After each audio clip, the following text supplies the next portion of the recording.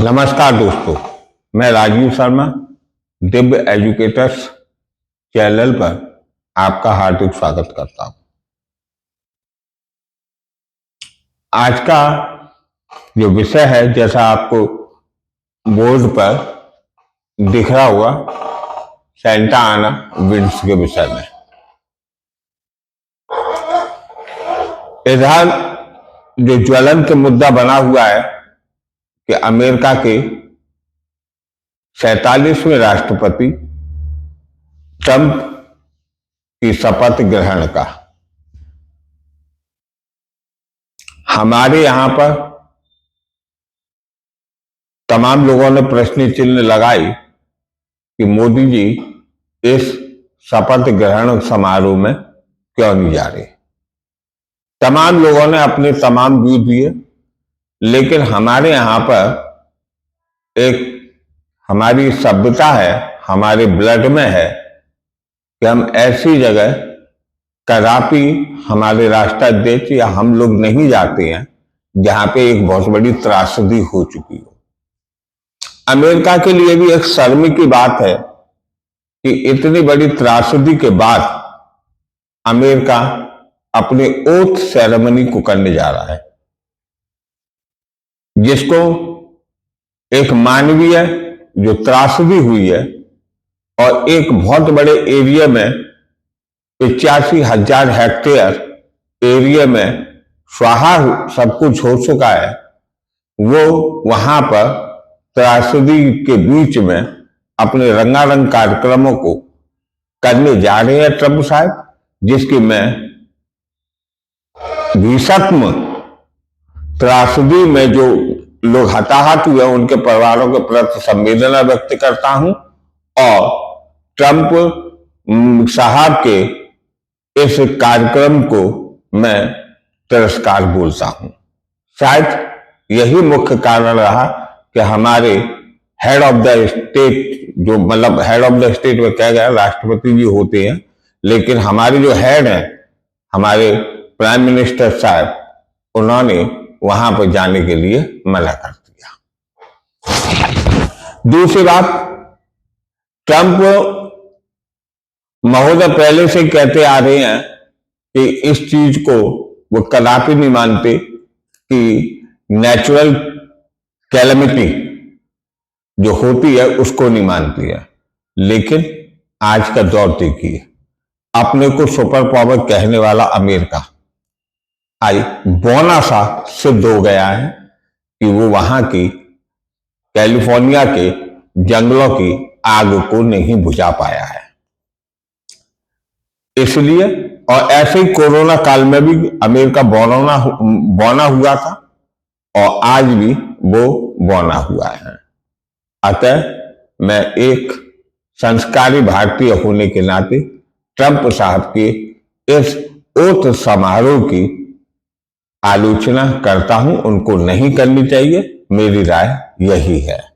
हमारे यहां तो ये तक मैंने अपनी आंखों से देखा है कि गली में अगर किसी की मृत्यु भी हो जाती थी तब चूल्हे जलते थे, तो जब तक वो डेड बॉडी अपने मरघट में नहीं चली आती थी तब तक लोगों के घर से धुआं नहीं उठता था। यह हमारे यहाँ की कल्चर है। इसलिए हम कहते हैं कि हम हिंदुस्तानी हैं और गर्व के साथ कहते हैं कि हम हिंदुस्तानी हैं और हम मानवीय त्रासदी को समझते हैं। हमारी संवेदनाएं अमेरिका के उन दुखी परिवारों के साथ में भी है जिन्होंने अपने बंधुओं को खोया है और 1.5 लाख के करीब वहां से विस्थापित हुए हैं, जिनका सब कुछ सत्यानाश में चला गया। ये तो रही मेरी एक साहित्यिक विवेचना, आखिरकार ऐसा क्यों हुआ। ये इसके पीछे इफेक्ट डालती है आपकी सेंटा आना विंड्स।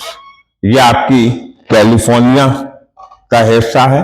यहां पर केनेथ हर्स्ट और ईटॉन और पेलिस डिस जो है, ये पर्वत श्रृंखला है यहाँ पर। और यहाँ की एक लॉजिकल बात मैं आपको बता दूं कि यहाँ पर ये बाजा कैलिफोर्निया के नाम से जाना जाता है। करीब आपको चूंकि यूपीएससी के एस्ट्रोलॉजी है, आपको ये जानना पड़ेगा कि राजा कैलिफोर्निया क्या प्रसिद्ध है। तो राजा कैलिफोर्निया बैक पीटा फिश के लिए प्रसिद्ध है। बैक पीटा फिश समुद्री स्तनधारी, मैं बेवे कह रहा हूं, ध्यान से सुनना, समुद्री स्तनधारी फिश है ये। और आपने अंडर फिश तो सुनी होंगी, लेकिन स्तनधारी में फिश की कह रहा हूं। ये मात्र 100 या 125 प्रजातियां ये बची हुई हैं। इनका ये भी विलुप्ति के कगार पे, क्योंकि इसको टोपोआवा फिश के चक्कर में ये मछली जो है, या मछुआरे जब यहाँ पे जाते हैं वो अपना जाल फेंकते हैं, तो इस जाल में टोपोआवा फिश को पकड़ने के लिए फेंकते हैं। और इस टोपोआवा फिश की तस्करी जो होती है वो चाइना के अंदर होती है। ये इसको टोपोआवा फिश को समुद्री कोकीन और स्विंग ब्लैडर के नाम से भी हम जानते हैं। ये तो इसका एक स्टैटिक जीके का पोर्शन रहा। अब हुआ ये था कि सेंटा आना विंड्स जो चलती है वो मई से लेकर अगस्त तक ये चलती है। ये गर्म हवाएं होती हैं और अक्टूबर में, ये मतलब अगस्त के बाद अक्टूबर में लगभग समाप्ति के कगार पर होती है, फिर नहीं चलती है। लेकिन ये नेचुरल जो कैलेमिटी आई है, जिसके कारण सुपर पावर कहे आने वाला अमेरिका बोना सिद्ध हो गया है, हाथ खड़े कर दिए हैं, वो जो विंड्स हैं ये जनवरी में अब चली है। कारण बाद में छलित होकर आएंगे। जहां तक मेरा स्वयं का विचार है, जहां तक मैं ज्योग्राफी को समझता हूं, वहां पर मेरा मानना यह है, आप देखिएगा बाद में यही कारण निकल कर आएगा कि सेंटा आना विंड्स का कारण रहा। ये सेंटा आना विंड्स जो जनवरी के महीने में वहां पे हिट की है। ये विंड्स यहाँ पे ये चारों पहाड़ के, मतलब 5-6 पहाड़ है, ये मैंने 4 के नाम लिख दिए। ये यहाँ पर है, ये घाटी में, ये घाटी आपको, ये घाटी जब उतरती है तो यहां पर ये विंड उतरती है। यहां पर पहाड़ है, पहाड़ों से ये घाटी की साइड में ये यों करके उतरेंगी।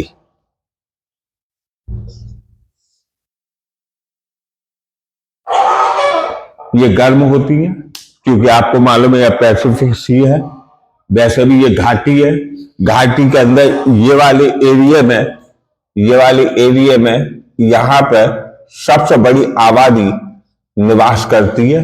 ये लगभग आबादी अमेरिका की लगभग 8-9 करोड़ के करीब आबादी है, लेकिन यहाँ पर 1.25 करोड़ के करीब लोग निवास करते हैं।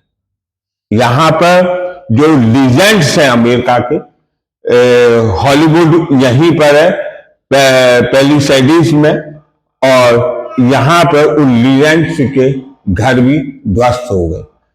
जब ये हवाएं नीचे उतरती है तो घाटी में अंदर प्रवेश करती है और यहाँ की नमी को वो एब्जॉर्ब करके, यानी कि आज ये घटना अचानक आज हुई है, ये घटना पहले से होती आ रही है, लेकिन कंट्रोल कर दिया जाता था, कंट्रोल हो जाती थी नेचुरल तरीके से। लेकिन चूंकि क्लाइमेट चेंज हुआ, वो क्लाइमेट चेंज के कारण इस यहाँ पर शुष्कता अधिक पाएगी। यद्यपि वहां के जो जलवायु विज्ञानी थे उन्होंने ये सलाह दी थी कि यहाँ पर ऐसी घटना घटित हो सकती है, इसके ऊपर दिमाग लगाया है। लेकिन दिमाग तो तब लगेगा ना जब वहां पर रंगारंग कार्यक्रमों की तरफ दिमाग न लगाया है।